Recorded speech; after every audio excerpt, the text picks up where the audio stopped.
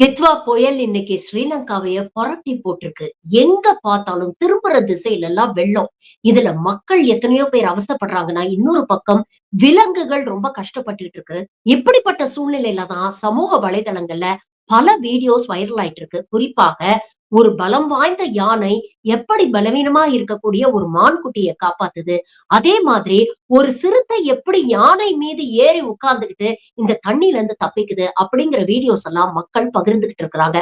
விலங்குகளுக்கு இருக்கும் மனிதாபிமானம் கூட சில நேரங்களில் மனிதர்களுக்கு இல்லையே அப்படின்னு நினைக்கும் பொழுது ஒரு பக்கம் வருத்தமா இருக்கு. ஆனா இந்த மாதிரி வீடியோஸ பார்க்கும் பொழுது மனசோட ஏதோ ஒரு மூலையில ஒரு சின்ன ஹோப் இதுவும் கடந்து போகும் அப்படின்னு பாருங்க.